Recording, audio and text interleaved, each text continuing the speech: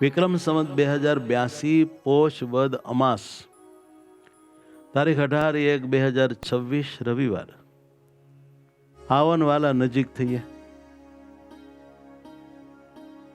ભાગ 91 સંસ્કારની ઉણપ.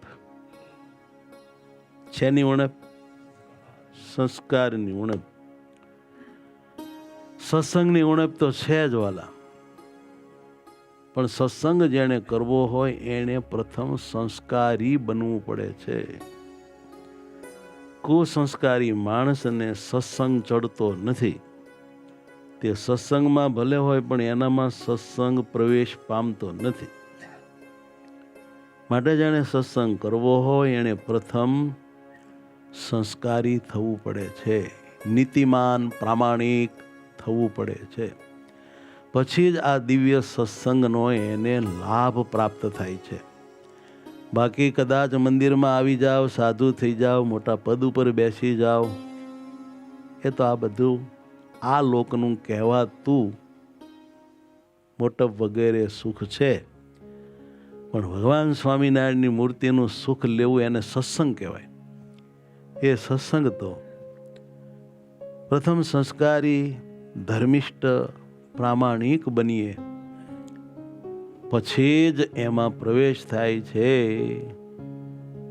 આપણે અહીંયા વાત કરવી છે સંસ્કારી થવાની, સત્સંગી થવાની વાત કરતા નથી. પહેલા સંસ્કારી તો થઈએ, પછી ધીમે રહીને સત્સંગી થશું. અને જુઓ ને, આ સત્સંગમાં જે સંસ્કારી નથી અને સત્સંગી થયા છે એને સુખ નથી સત્સંગનું. કેમ? જે એને ભગવાનની આજ્ઞા લોપાયા કરે છે એટલે અંતરમાં અશાંતિ ને દુઃખ રહ્યા કરે છે. પરિણામે હવ આપણને હારાને મોટા હરિભગત કે સાધુ જાણે, પરંતુ અંતરમાં મહારાજની મૂર્તિ સંબંધી અખંડ સુખ હોય નહીં. અખંડ ભજન સ્મરણ થતું ન હોય. વિષય વાસનાના, માનના, ઉપસવાના, રૂપિયા રળવાના, જગતમાં કાંઈક મોટા થવાના, બધાને દેખાડી દેવાના ઘાટ સંકલ્પો અંદર પીડ્યા જ કરે. અને એ મહારાજની મૂર્તિની સાથે આપણને સંલગ્ન થવા ન દે. આ મોટી મુશ્કેલી છે. અહીંયા તો વાત આપણે સંસારીની કરવાની છે. કોઈકે કહ્યું, સંસ્કારહીન વહુ કરતા વહુહીન સંસ્કારી ઘર. સંસ્કારહીન વહુ કરતા વહુહીન સંસ્કારી ઘર વધુ શાંત સુખી હોય છે. વધુ શાંત અને સુખી હોય છે. જ્ઞાન છે સૌને ખબર. આ વાતની બધાને ખબર છે. ઘરમાં લાવેલી પારકી દીકરી નવોઢા બનીને પ્રવેશ કરે, એમાં સંસ્કાર ન હોય તો એવી ઘરમાં લાવેલી પુત્ર વધુથી કોઈ સંસારી કુટુંબ સુખી ન થાય, શાંતિ ન પામે. એની કરતા વહુહીન સંસ્કારી ઘર વધુ શાંત અને સુખી હોય. કહેવાનો મતલબ એમ છે કે એવી વહુ નો ઘરમાં ઘરે તો મોટા પાય. અને આ બધાને ખબર છે. સંસ્કાર વગરનું રૂપ ને નીતિ વગરનું ધન. ગौर से सुनिए. સંસ્કાર વગરનું રૂપ ને બહુ રૂપાળા પણ અરે રે સંસ્કારનો સાંટો નથી. એ રૂપ શું સુખ દે? સંસ્કાર વગરનું રૂપ ને નીતિ વગરનું ધન ક્યારેય સાચા સુખોનું જ્ઞાન ન બને સદન. તે ક્યારેય સાચા સુખનો આધાર ન બને. એનાથી ક્યારેય તમે સુખ શાંતિને અનુભવો જ નહીં. કઠડાઈ સમજીને પૂરું કરજો, બીજું આમાંથી કાંઈ નીકળે નહીં. છેતરાઈ ગયા બીજું શું? પુત્ર વધુ પાસ કરવામાં છેતરાઈ ગયા, તે છેતરાઈ ગયા, હવે સ્વીકારવાનું જ રહ્યું ને. છેતરાઈ જવામાં આપણી કાંઈક અજ્ઞાનતા કામ કરી ગઈ, આપણી કાંઈક ભૂલ ભરેલી સમજણે આપણને ઠગી નાખ્યા. કોઈ વ્યક્તિએ ઠગ્યા છે એવું તમારે માનવાની જરૂર નથી. તમારા પોતાના મોહે તમને છેતર્યા છે. એના ઉપર એક નાની વાર્તા છે. એક સુશિક્ષિત પરિવાર હતો. મનસુખભાઈ ને મંજુલાબેન પતિ પત્ની.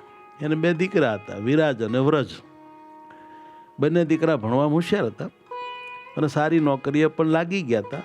મોટો દીકરો વિરાજ એન્જિનિયર થયો, નાનો કલાર્કની નોકરી કરતો. પરિવાર વિરાજ માટે હવે કન્યા શોધવાનું શરૂ કરે છે અને એમની પસંદગીના માપદંડ ઘરના મોભા પ્રમાણે નક્કી થયા. યહાં ધ્યાન દેને વાલી બાત હૈ. પસંદગીનો માપદંડ હોય આપણા માનસમાં. આપણે કોને પસંદ કરીએ છીએ એના માટેની આપણી સમજણ, આપણું કાંઈક માપદંડ હોય છે. એ પ્રમાણે કન્યા નક્કી થઈ. કન્યા ભણેલી, દેખાવડી અને પૈસાદાર કુટુંબની હોવી જોઈએ, આવું એના માઇન્ડમાં હતું. ધ્યાન છે સુનિએ, કેવી હોવી જોઈએ? એક તો ભણેલી, પછી દેખાવડી અને પૈસાદાર કુટુંબની હોવી જોઈએ, ગરીબની છોકરી નહીં. આપણો વ્યવહાર આમ હોવો જોઈએ. નરેન્દ્ર મોદીની પડખે બેહાયો, હું વાત કરું, એની દીકરી લાવીએ પછી ભલે ને ભાગી જતી, પણ એકવાર તો આપણે મોટાના વેવાય તો ગણાઈ ગયા. ફોટા વિડીયા રાખવા, કોકને બતાવ્યા કરવા, અમે આના વેવાય, એટલું જ બોલવું. હતા કે છે એ નહીં બોલવાનું, અમે આમના વેવાય. પછી ઓલો કહી દે હતા, હા એ હતા. હવે લો, તેમને દૂરના સગાની એક દીકરી ગમી. એના માપદંડ 3 હતા. સમજાણું? રૂપાળી હતી, ભણેલી હતી, એના પિયરમાં ગાડી વાડી તથા બંગલો બધું જ હતું. કે બસ આને ઠઠાડી દો.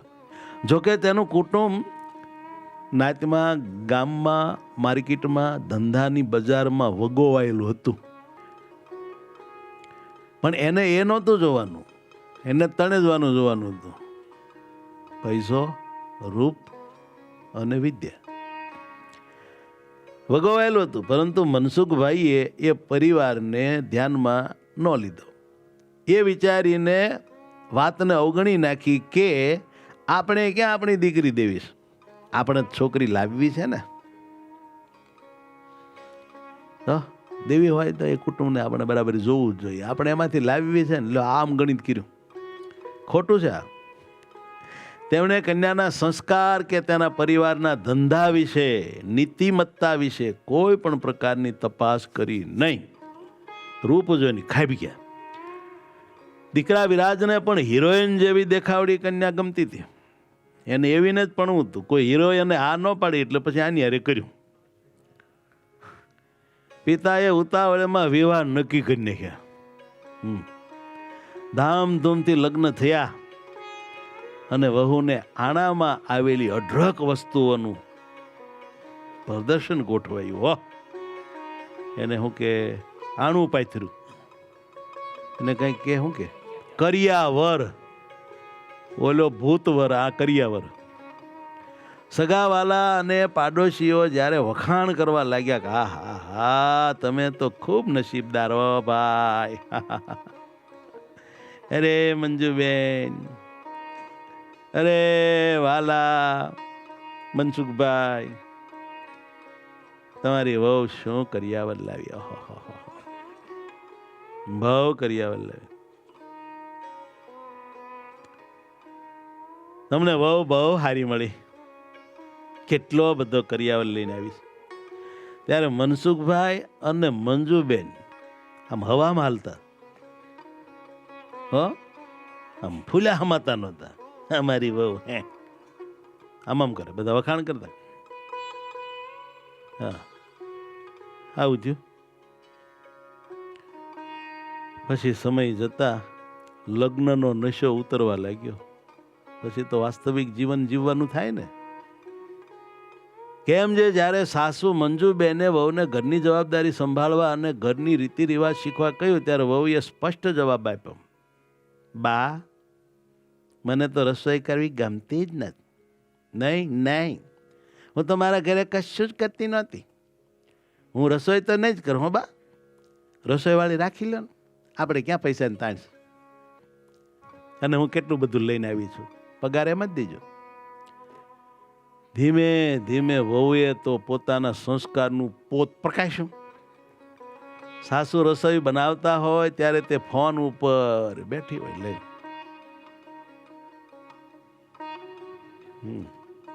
કાં કોકની હારે વાતો કરતી હોય, કાં ચેટિંગ કરતી હોય, કાં એના દેર હારે ઝઘડો કરતી હોય, ભારે તું બોટો થઈ ગયો છો.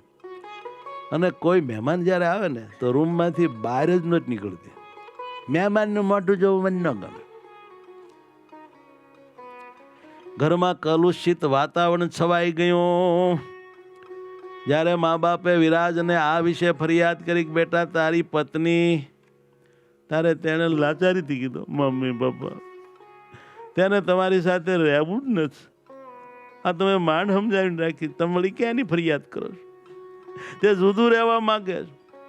જો તમે જુદું ઘર નહીં લઈ દો તો હું એકલો થઈ જઈશ. હું કહેતો હા તો તે છૂટાછેડા આપી દેવાની ધમકી આપે. બોલો શું કરવું? હું એકલો થઈ જાઉં કે મને જુદો કરો છો?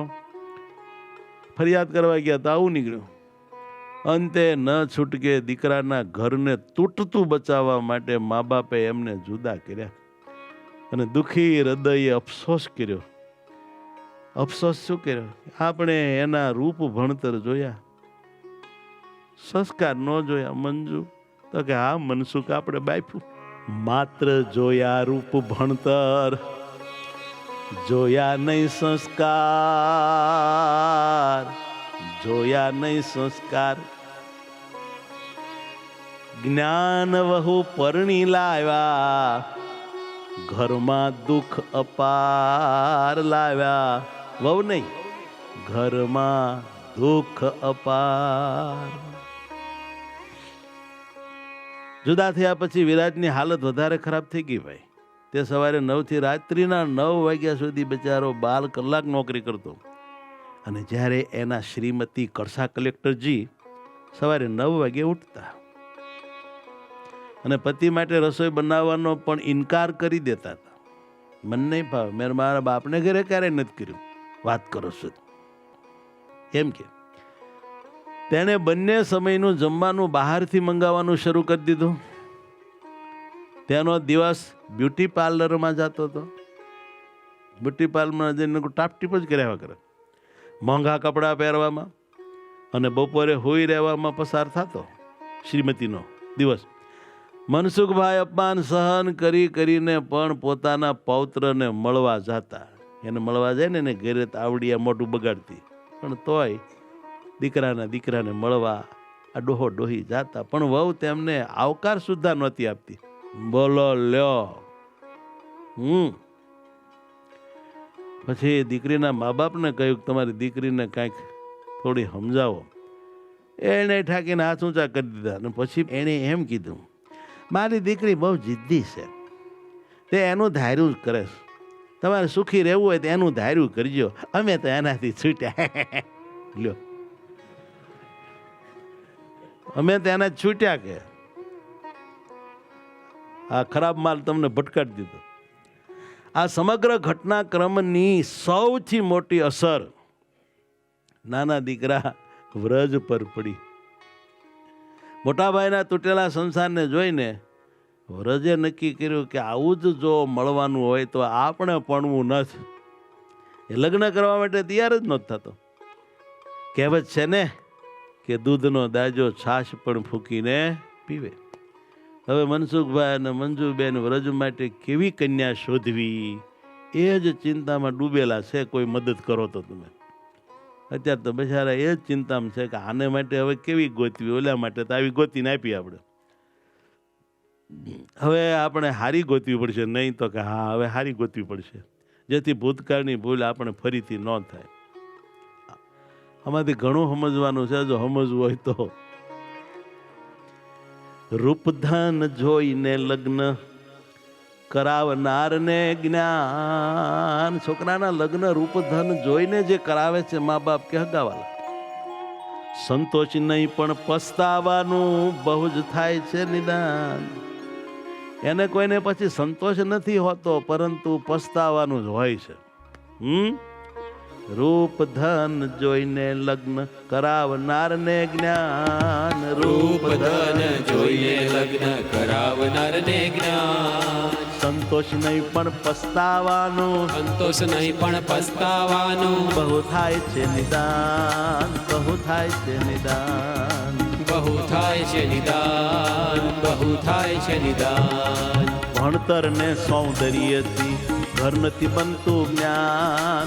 ભણતર ને સૌંદર્યથી ઘર નથી બનતું જ્ઞાન. એ ભણતર ને સૌંદર્યથી ઘર નથી બનતું જ્ઞાન. ભણતર ને સૌંદર્યથી ઘર નથી બનતું જ્ઞાન. સંસ્કાર ને સમજણથી, સંસ્કાર ને સમજણથી સંસાર ટકે નિદાન. સંસાર ટકે નિદાન.